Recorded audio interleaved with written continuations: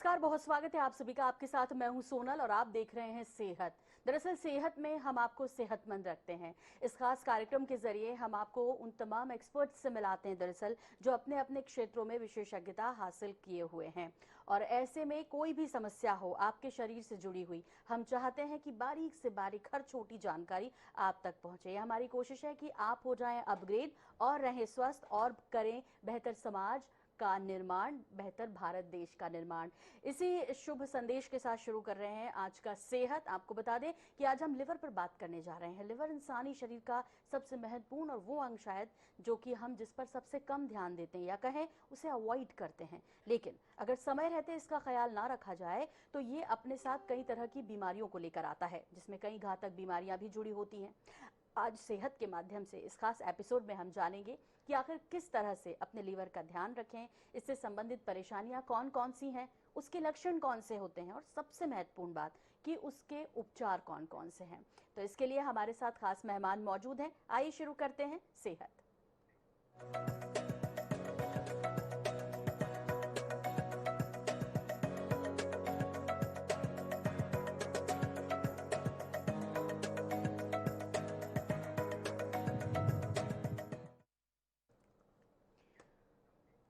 तो इस चर्चा के लिए हमारे साथ खास मेहमान स्टूडियो में इस वक्त मौजूद हैं प्रदेश के जाने माने गैस्ट्रोएंटरोलॉजिस्ट डॉक्टर मनोज लाहौटी जी। बहुत स्वागत है मनोज जी आपका कार्यक्रम में। धन्यवाद। और आपको बता दें कि इस समय मनोज लाहौटी जी राजधानी रायपुर के कोटा स्थित स्वेश हॉस्पिटल में अपनी सेवाएं दे रहे हैं। और जाहिर तौर पर कि जाने माने, जैसे हमने पहले ही कहा, डॉक्टर हैं। बहुत मुश्किल से अपॉइंटमेंट मिलता है। मनोज जी आपने हमारे लिए समय निकाला, इसके लिए बहुत शुक्रिया। और चूंकि महत्वपूर्ण विषय है, आज हम बात करने जा रहे हैं लिवर के बारे में। तो सबसे पहले तो आपसे यही जानना चाहेंगे कि लिवर का शरीर में काम और महत्व जितना हम आम तौर पर जानते हैं, मुझे लगता है आप डॉक्टर हैं, उसे और बेहतर तरीके से लोगों को समझा पाएंगे कि वो कितना महत्वपूर्ण हिस्सा है हमारे शरीर का। जी, लीवर हमारे शरीर का सबसे महत्वपूर्ण अंग है और लीवर हमारे पेट में दाएं एवं ऊपरी हिस्से में होता है और इसका करीब वजन 1.5 किलो होता है और ये अपने शरीर की एक प्रयोगशाला है। इसमें ढेरों काम की जिम्मेदारियां अपने सर लेता है। लीवर ना केवल अपने खून की सफाई करता है, वरन विभिन्न प्रकार के संक्रामक रोगों से आपकी रक्षा करता है। यूं कहूं कि लीवर एक गेटकीपर है अपने शरीर का, तो कुछ उसमें अतिशयोक्ति नहीं होगी। जब भी कोई संक्रमण होता है, कोई जीवाणु या विषाणु या परजीवी लीवर पे अपने शरीर पे हमला करता है, तो सबसे पहला एनकाउंटर उसका लीवर से होता है। जब लीवर संक्रामक रोगों से लड़ता है तो बहुत सारी एंटीबॉडीज का निर्माण करता है। उस एंटीबॉडी से उस वायरस को या उस परजीवी को न्यूट्रलाइज करने की कोशिश करता है। ठीक उसी प्रकार इसके पास बहुत सारी कुप्फर कोशिकाएं होती है जो संक्रामक रोगों से लड़ने में बहुत अहम भूमिका निभाती है। लीवर अपने पाचन तंत्र का सबसे महत्वपूर्ण ग्रंथि है। ये बाइल का निर्माण करता है और बाइल से ही हमारे भोजन का पाचन होता है। स्पेशली फैट का पाचन, वसा का पाचन और फैट सॉल्युबल विटामिन का पाचन एवं उसका अवशोषण लीवर के बिना नहीं हो सकता है। तीसरा प्रमुख कार्य लीवर का डिटॉक्सिफिकेशन है। जब हम कोई दवाई लेते हैं या कोई विषैला तत्व हम जाने अनजाने में ले लेते हैं तो उस टॉक्सिन को डिटॉक्सिफाई करता है लीवर। लीवर उस टॉक्सिन को निष्क्रिय करता है और बाइल के जरिए लैट्रिन में निकाल देता है। अपने शरीर में लगातार रासायनिक क्रियाएं चलती रहती है, उसमें अमोनिया का निर्माण होता रहता है। यह अमोनिया एक विषैली गैस है जो हर व्यक्ति के शरीर में बनती है। यह अमोनिया, लीवर जो है उस अमोनिया को नॉन टॉक्सिक पदार्थ यूरिया में कन्वर्ट करता है और यूरिया फिर किडनी के जरिए बाहर निकल जाता है। ठीक उसी प्रकार लीवर ऐसी बहुत सारी पदार्थ का निर्माण करता है जो बहुत बहुमूल्य है। जैसे एल्बुमिन का निर्माण करता है, क्लॉटिंग फैक्टर का निर्माण करता है। जब हमें कहीं चोट लग जाती है तो ब्लीडिंग बंद हो जाती है। ब्लीडिंग बंद इसलिए होती है कि लीवर सतत क्लॉटिंग फैक्टर का निर्माण करता रहता है। ये सभी क्लॉटिंग फैक्टर ब्लीडिंग को रोकने में अहम भूमिका निभाते हैं। ठीक उसी प्रकार लीवर एंटीकोएगुलेंट का भी निर्माण करता है। एंटीकोएगुलेंट का मतलब यह है कि हमारे शरीर में खून का बहना बंद नहीं होना चाहिए, खून सतत प्रवाहित होते रहना चाहिए। तो सतत प्रवाह के लिए एंटीकोएगुलेंट की बहुत ज्यादा आवश्यकता होती है, तो एंटीकोएगुलेंट भी लीवर ही निर्माण करता है। लीवर अपने शरीर में ऊर्जा का संचय करता है, तो इसके इतने सारे कार्य हैं। ग्लूकोज हम लोग लेते हैं तो उसको ग्लाइकोजन में संचित करता है। जब आप उपवास करते हैं तो आपको लीवर ही आपको मैनेज करता है। जब आप 2 दिन 3 दिन या आप लंबा रोजा रखते हैं, लंबा नवरात्रि का उपवास रखते हैं, उस समय लीवर आपको ऊर्जा प्रदान करता है। लीवर खनिज तत्वों का भी संग्रह करता है, विटामिन का भी संग्रह करता है। और लीवर की एक अद्भुत क्षमता यह है कि लीवर अपने आप का निर्माण भी करता है, पुनरुद्भवन पुनरुत्पादन करता है। जैसे छिपकली की पूंछ होती है, वो कट जाने के बाद फिर से उग जाती है। यह अलौकिक क्षमता अपने शरीर में किसी और अंग के पास नहीं है। यह क्षमता केवल केवल और केवल लीवर के पास होती है। लीवर को यदि आधा काट भी दिया जाए तो लीवर फिर से अपने आप का निर्माण कर लेता है। बिल्कुल डॉक्टर साहब, आपने बहुत महत्वपूर्ण जानकारियां दी हैं और शायद इतनी डिटेल में हम लोगों को इससे पहले नहीं पता था कि कितना महत्वपूर्ण हिस्सा है और एक तरह से केमिकल फैक्ट्री है और उसे कहाँ किस तरह से भेजना है, पूरे शरीर में कहाँ कहाँ ज़रूरत है, ये महत्वपूर्ण हिस्सा है। और इसको यदि हम अवॉइड करते हैं तो जाहिर तौर पर हम अपनी ज़िंदगी से रिस्क लेते हैं। इसलिए आज डिटेल में आपको बताएंगे लिवर के बारे में। डॉक्टर साहब, इससे जुड़ी कौन कौन सी जो बीमारियाँ हैं और उसके लक्षण कैसे पता चले कि हम लिवर संबंधित बीमारी से ग्रसित हो रहे हैं, शुरुआत है या हम खतरनाक स्टेज पर हैं? मैडम, लीवर की जो बीमारियां हैं, लीवर की बीमारी को सबसे सामान्य रूप से हेपेटाइटिस कहते हैं। लीवर की सूजन, जब भी लीवर की कोशिकाओं में सूजन आ जाती है तो उसे हम हेपेटाइटिस कहते हैं। यह हेपेटाइटिस किसी भी कारण से हो सकता है, कारण कुछ भी हो, उसका एंड प्रोडक्ट होता है हेपेटाइटिस, मतलब लीवर की सूजन। लीवर की कोशिकाओं में सूजन होने लगती है और हेपेटाइटिस के कई कारण हो सकते हैं। जैसे सबसे प्रमुख कारण में वायरसों के संक्रमण से, कई प्रकार के वायरस होते हैं। कुछ लीवर के प्रमुख वायरस हैं, hepatitis A, B, C, D और ई। कुछ नॉन हिपेटोट्रॉपिक वायरस होते हैं, जैसे चिकन पॉक्स का वायरस, ये भी लीवर को संक्रमित कर सकता है। कुछ बैक्टीरिया है, जैसे टाइफाइड है, वो लीवर को संक्रमित कर सकता है। कुछ परजीवी, जैसे मलेरिया का परजीवी, लीवर को संक्रमित कर सकता है। तो लीवर में की हेपेटाइटिस का प्रमुख कारण संक्रमण होता है। दूसरा प्रमुख कारण होता है अल्कोहल। हम सबको पता है कि अल्कोहल एक बेहद ही नुकसानदायक और जहरीला रसायन है। जब इसका मर्यादा से बाहर यूज किया जाता है तो वो लीवर में सूजन पैदा करता है, उसे भी हेपेटाइटिस कहते हैं। लीवर कभी कभी मोटापे में और डायबिटीज के व्यक्तियों में फैटी लीवर के द्वारा लीवर में सूजन आ जाती है, वह भी एक लीवर की प्रमुख बीमारी है।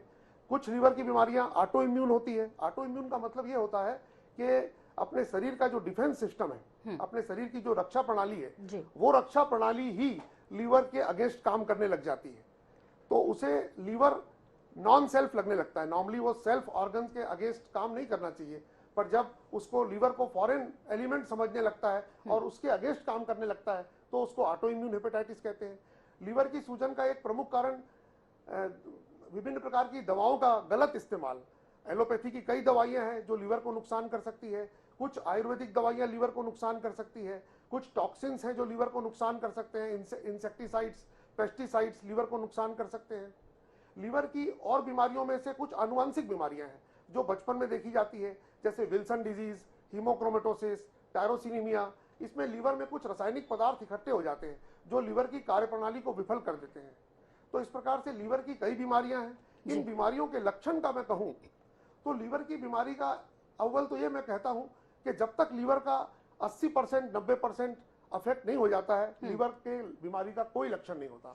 तो आपके बीच में मरीज जो रहता है वो एसिम्टोमेटिक रहता है। जैसे हम लोग कोविड के समय बोलते थे कि एसिम्टोमेटिक कोविड, लीवर की बीमारी आमतौर पे एसिम्टोमेटिक होती है। इसमें कोई भी सिम्टम्स नहीं होते हैं और मरीज अपना कार्य स्वाभाविक रूप से करता रहता है और उसे पता ही नहीं चलता कि लीवर बीमार है। जब लक्षण आते हैं तो लक्षण ऐसे सटल और ऐसे मामूली लक्षण होते हैं कि मरीज उसको इग्नोर करता है और वो डॉक्टर की सलाह नहीं लेता। सबसे प्रमुख लक्षण थकान, कमजोरी लगना, हाथ पैर में दर्द रहना और रात भर की नींद होने के बाद भी सुबह उसको ताजगी ना लगना, ये लीवर का सबसे पहला लक्षण है। पर इस लक्षण को यूजुअली आमतौर पे मनुष्य जो है वो इग्नोर करते हैं। वो सोचते हैं कि खाने पीने की कारण या मौसम के कारण उसका शरीर में कमजोरी आ रही है, थकान आ रही है। जब लीवर की बीमारी बढ़ती है तब लक्षण प्रकट होते हैं। जब लीवर मतलब ये तो डॉक्टर साहब और भी खतरनाक है, यदि आपको पता नहीं चल रहा, जैसे आपने कहा 80% तक, जब तक कि वो ना हो जाए उससे संबंधित इन्फेक्टेड, तब तक आपको पता नहीं चलता। लेकिन ये तो और भी महत्वपूर्ण है कि आपको कितनी बारीकी से ख्याल रखने की इसकी ज़रूरत है। डॉक्टर साहब, एक बहुत महत्वपूर्ण सवाल है कि लिवर फंक्शन टेस्ट और सोनोग्राफी क्राइब्रो स्क्रीन वायरल हेपेटाइटिस क्या है? मैडम ये इस सवाल का जवाब तो ये होगा कि लीवर फंक्शन टेस्ट, सबसे पहले तो मैं बताऊं कि हर व्यक्ति को जैसे ही वो 35 वर्ष की उम्र में पहुंचता है, हर व्यक्ति को अपनी एक लीवर की साधारण जांच, एक मास्टर हेल्थ चेकअप जरूर करा लेना चाहिए। मास्टर हेल्थ चेकअप में लीवर फंक्शन टेस्ट, जो कि एक ब्लड का एक सामान्य टेस्ट है, कुछ वायरस के टेस्ट जैसे हेपेटाइटिस बी और हेपेटाइटिस सी की जांच, यह भी ब्लड से होने वाला एक सामान्य सा टेस्ट है और इसके रिजल्ट 1 से 2 घंटे में अवेलेबल हो जाते हैं।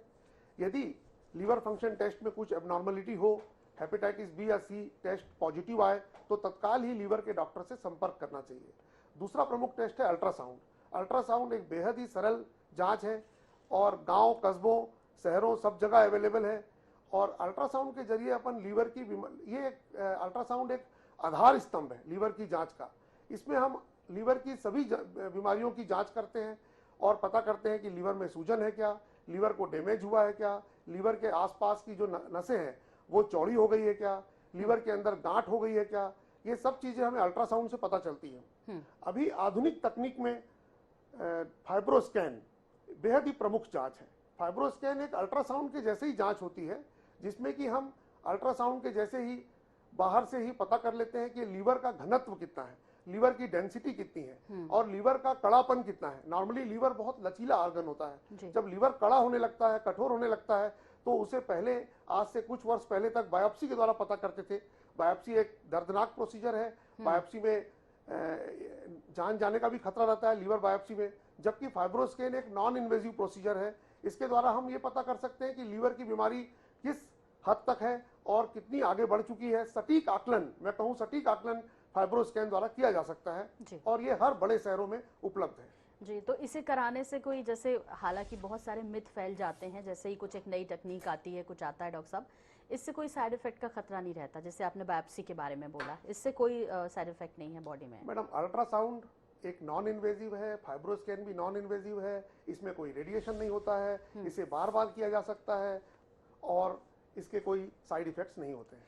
सर, यदि हम इसकी जांच कराना चाहें, एक नॉर्मल आदमी भी जैसे मैं हूँ, मुझे अपने लिवर की जांच करानी है, तो मैं कितने समय के अंतराल में मुझे कराना चाहिए ताकि कोई भी समस्या हो तो डॉक्टर्स उसको पकड़ सकें? मैडम, मास्टर हेल्थ चेकअप, जैसे मैंने बताया कि 35 साल के बाद मास्टर हेल्थ चेकअप होना चाहिए और कुछ कुछ वर्षों के अंतराल में ये चेकअप रिपीट होना चाहिए। जी, मतलब हर साल करवा लें या 2 से 3 साल में? 2 से 3 साल नॉर्मल आता है, रिपोर्ट नॉर्मल होती है तो 2-3 साल में, और यदि रिपोर्ट में कुछ एबनॉर्मलिटी है तो ज्यादा कम अंतराल में कर सकते हैं। 35 साल के बाद, 2 से 3 साल के अंतराल के बाद एक बार अपने लिवर की चेकअप जरूर कराएं। जिस तरह की उसकी जांच की विधियां इस वक्त डॉक्टर मनोज लाहोटी जी हमारे साथ शेयर कर रहे हैं। डॉक्टर साहब, एक और महत्वपूर्ण सवाल है, लिवर सिरोसिस क्या होता है?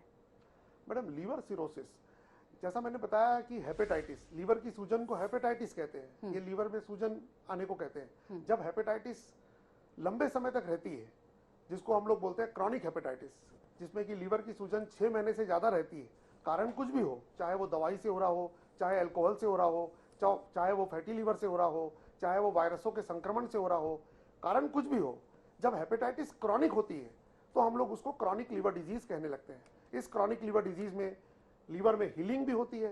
हीलिंग के द्वारा लीवर में कुछ कठोर तंतु डिपॉजिट होने लगते हैं, कुछ रेशे डिपॉजिट होने लगते हैं, कुछ फाइब्रस टिश्यू डिपॉजिट होने लगते हैं, जिसको हम लोग फाइब्रोसिस बोलते हैं।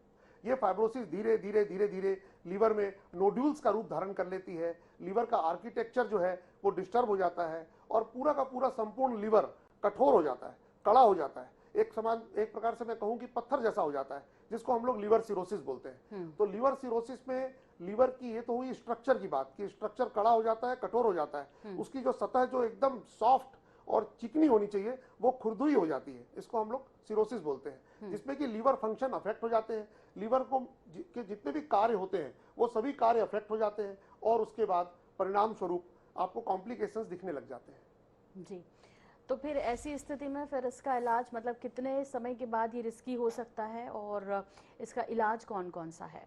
मैडम, लीवर सिरोसिस, अव्वल तो ये मैं कहूँ कि लीवर सिरोसिस की सामान्य जांचों में पकड़ में आ जाता है, जैसे कि liver function test, blood test, कुछ serological test, lipid profile, thyroid function test, ये सब एसोसिएटेड टेस्ट होते हैं। अल्ट्रासाउंड के द्वारा हम लीवर की सिरोसिस को डायग्नोज कर सकते हैं। फाइब्रोस्कैन के द्वारा हम लीवर के सिरोसिस का सटीक आकलन कर सकते हैं कि किस स्टेज में है, और ट्रीटमेंट के दौरान भी फाइब्रोस्कैन रिपीट करके ये देख सकते हैं कि लीवर की ट्रीटमेंट से कितनी प्रगति हो रही है। लीवर बायोप्सी का इस्तेमाल भी कभी कभी किया जाता है। लीवर बायोप्सी के द्वारा हम लीवर की टिश्यू को सुई के द्वारा निकाल करके माइक्रोस्कोप से देखते हैं कि लीवर सिरोसिस कितनी एडवांस है। तो इन सभी जांचों के द्वारा हमें ये पता चल जाता है कि लीवर सिरोसिस है तो क्यों है, नंबर एक। नंबर दूसरा, लीवर सिरोसिस के क्या क्या कॉम्प्लिकेशंस हैं वो भी इन टेस्ट के द्वारा मालूम पड़ जाता है। जी डॉक्टर मनोज, हमेशा बात होती है, हर कोई कहता है कि आप यदि अल्कोहल का सेवन करते हैं तो आपका लिवर खराब होगा, ये सबको पता है। लेकिन आजकल फैशन भी है और आजकल लोगों को ये भी लगता है कि नहीं, हम बहुत ज़्यादा थोड़ी लेते हैं। थोड़ा सा इन लोगों को, जो लोग अल्कोहल लेते हैं, कुछ लिवर के बारे में बेहतर तरीके से अपडेट करेंगे, क्योंकि लोगों को जानकारियां हैं लेकिन आधी अधूरी और कुछ मिथ उसमें शामिल हैं। मैडम, मैं कहूँ कि शराब या मदिरा पान, एक तो सबसे बड़ा मिथ ये है कि कई लोग कहते हैं कि मैं शराब नहीं पीता तो मेरा लीवर डैमेज नहीं होना चाहिए। मैं तो शराब आज तक नहीं पिया। कई बार मित्रों में ये चर्चा होती है कि मैं शराब नहीं पीता तो मुझे लीवर एकदम ठीक रहेगा। ये बात भी एकदम सर्वथा अनुचित है। लीवर की बीमारियों के कई कारण हैं, शराब उसमें से प्रथम है, पर लीवर दूसरी बीमारियों से भी डैमेज हो सकता है।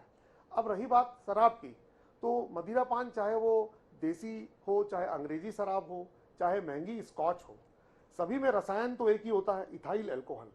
सो ये इथाइल अल्कोहल एक बेहद ही जहरीला रसायन है, एक नुकसानदायक रसायन है।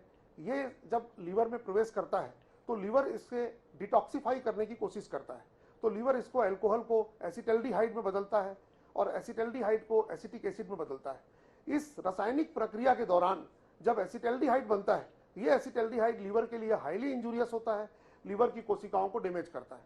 अब बात ये आती है कि कितनी अल्कोहल के बाद ये डैमेज शुरू हो जाता है। तो पुरुषों में यदि 90 ml अल्कोहल प्रतिदिन लिया जाए और 4 से 5 साल तक लिया जाए प्रतिदिन, तो 4 से 5 साल में अधिकांश लोगों का लीवर गंभीर रूप से डैमेज हो सकता है और वो मौत का कारण बन सकता है। मैं फिर से कहूं, पुरुषों में 90 ml प्रतिदिन 4 से 5 साल, जबकि महिलाओं में यह मात्रा और भी कम है। महिलाएं यदि 4 से 5 साल लगातार अल्कोहल का सेवन करें मात्र 60 ml का, तो महिलाओं का लीवर परमानेंट डैमेज हो सकता है और लीवर ट्रांसप्लांट की भी नौबत आ सकती है। तो सेफ ड्रिंक क्या होती है?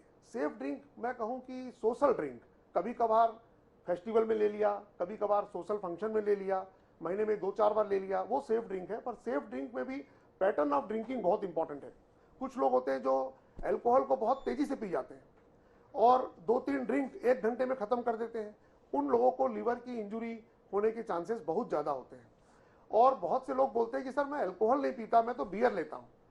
तो मैं उन्हें यह बताना चाहूंगा कि बियर और अल्कोहल में कोई फर्क नहीं है। बियर की मात्रा जब भी कोई व्यक्ति पीता है तो वो एक पूरी बोतल पीता है। 700 ml की बोतल आती है तो 1 या 2 बोतल पीता है। 700 ml बियर में करीब करीब 90 ml विस्की का नशा होता है। तो बियर और अल्कोहल में कोई फर्क नहीं है। बियर भी अल्कोहल है, बियर से भी लिवर सिरोसिस हो सकती है यदि उसका लगातार इस्तेमाल किया जाए। बिल्कुल डॉक्टर साहब, तो बेहद महत्वपूर्ण बात और बहुत डिटेल के साथ डॉक्टर साहब ने बताया है कि आप लोग जो भी बहाने देते ना दरअसल शराब के सेवन करने के लिए, ये बिल्कुल गलत है। लीवर देखिए, डॉक्टर साहब ने कहा कि यदि आप कंटिन्यू पुरुष 90 ml सर, यदि मैं सही हूँ तो डेली आप लेते हैं, 4 से 5 साल के बाद आपका लिवर खराब हो जाएगा, मौत तक हो सकती है, इस तरह का भी संकेत मिल सकते हैं। लेकिन इस बीच आपको ज़रूर कहेंगे कि देखिए, शराब किसी भी सूरत में आपकी हेल्थ के लिए अच्छी नहीं है, इसलिए अवॉइड कीजिए और हो सके तो एक अच्छी हेल्दी लाइफ स्टाइल जीना चाहिए सभी को। डॉक्टर साहब, एक और आपसे जानना चाहेंगे चीज़ कि जड़ी बूटियों का इलाज, हमारे जो घर के बुजुर्ग हैं या जो एक चली आई है परंपरा, घरेलू उपचार हम लोग करते हैं, तो क्या इस सब से लिवर को कोई नुकसान होता है फिर? मैडम, मैं बताऊं कि लीवर की बीमारियों में प्रमुख बीमारी है ड्रग इंड्यूस्ड लिवर इंजुरी, जिसको हम लोग डीली बोलते हैं। ये बहुत ही कॉमन बीमारी है और हर 100 मरीज में से 5% मरीज डीली से ग्रसित होता है। डीली मतलब drug induced liver injury. Drug induced liver injury allopathic दवाइयों से हो सकता है। कुछ चुनिंदा दवाइयां हैं, जैसे टीबी की दवाई। जब किसी व्यक्ति को टीबी होती है तो बार बार उसको लीवर फंक्शन टेस्ट करने की सलाह दी जाती है, क्योंकि डॉक्टर को पता होता है कि लीवर को नुकसान कर सकती है। ठीक उसी प्रकार मिर्गी की दवाइयाँ, गठियावाद की दवाइयाँ, कैंसर की दवाइयाँ। तो एलोपैथिक दवाइयाँ लीवर को नुकसान कर सकती है। इसलिए दवाई के उपचार के दौरान बार बार लीवर फंक्शन टेस्ट कराते रहना चाहिए, ये देखने के लिए कि लीवर को इंजरी तो नहीं हो रही है। ठीक उसी प्रकार बहुत से समाज में ये भ्रामक जानकारी प्रचलित है कि ये तो आयुर्वेदिक दवा है, ये तो हर्बल दवा है, ये तो प्लांट बेस्ड दवा है, इसका तो लीवर में कोई नुकसान नहीं होगा। तो मैं बताऊं कि ये एक बहुत ही भ्रामक बात है। लीवर की बीमारी में आयुर्वेदिक दवा, जड़ी बूटी, हर्बल दवा ये उतना ही नुकसान पहुंचा सकती है जैसे कि एलोपैथिक दवा पहुंचा सकती है। हर रोज मैं आयुर्वेदिक दवा से होने वाले लीवर डैमेज को रोज देखता हूं, रोज एंटीबायोटिक से इंड्यूस डैमेज को देखता हूं। ठीक उसी प्रकार आयुर्वेदिक दवाइयां लीवर को नुकसान करती। मैं कोविड समय में करीब कोविड के जो काढ़ा का इस्तेमाल करते थे, काढ़ा के ज्यादा इस्तेमाल से मैंने करीब 20 मरीज ऐसे देखे हैं जिन्हें मुझे भर्ती करना पड़ा, उन्हें पीलिया हो गया, पेट में पानी भर गया, लीवर डैमेज हो गया। तो कहने का मतलब यह है कि कोई भी चीज बिना डॉक्टर की सलाह के ना ली जाए। बिल्कुल, और ये तो हम डॉक्टर साहब बार बार कहते हैं, चूंकि अब वक्त बहुत कम बचा है हमारे पास, कि खुद डॉक्टर मत बनिए, इसीलिए हम एक एक्सपर्ट से आपको मुखातिब कराते हैं INH सेहत के जरिए, और आप स्वस्थ रहें, सही जानकारियां आप तक पहुंचे, ये हमारी कोशिश रहती है। डॉक्टर साहब बहुत संक्षेप में एक तो लीवर ट्रांसप्लांट के बारे में आपसे जानना चाहेंगे कि उसके बाद किस तरह की सावधानियां बरतनी चाहिए, और दूसरा लीवर कैंसर की यदि बात करें तो ये कितना खतरनाक हो सकता है। मैडम, लीवर कैंसर के बारे में बताऊं कि लीवर कैंसर 2 टाइप का होता है, प्राथमिक लीवर कैंसर और द्वितीय liver cancer, secondary liver cancer. प्राथमिक लीवर कैंसर बहुत कॉमन है और ठीक उसी प्रकार सेकेंडरी लीवर कैंसर भी बहुत कॉमन है। इनका डायग्नोसिस बेहद इंपॉर्टेंट है कि सही समय पे हो, क्योंकि सही समय पे डायग्नोसिस होगी तभी उपचार संभव है। कैंसर का अर्ली डायग्नोसिस जो है कैंसर में सबसे की रोल अदा करता है। अब आती है बात ट्रांसप्लांट की, तो लीवर ट्रांसप्लांट ने विगत 20-25 सालों में लीवर के ट्रीटमेंट में बेहद अहम भूमिका निभाई है। अब लीवर के सिरोसिस वाले मरीज यदि लीवर ट्रांसप्लांट करा लें समय रहते हुए तो उनकी जान बख्शी जा सकती है। लीवर ट्रांसप्लांट एक बेहद ही इम्पॉर्टेंट प्रोसीजर है, जो हमारे भारत में कई सेंटर्स हैं जहां लीवर ट्रांसप्लांट आमतौर पे होता है। लीवर ट्रांसप्लांट में अब बात आती है कि ऑर्गन कहाँ से मिले, तो ऑर्गन जो है वो कैडावरिक लीवर ट्रांसप्लांट और लिविंग रिलेटेड मींस आपके रिश्तेदार लीवर डोनेट कर सकते हैं, और कैडावरिक मतलब यह है कि ब्रेन डेड पुरुष से भी, ब्रेन डेड महिला से भी हम लीवर को निकाल करके रेसिपिएंट को लगा सकते हैं।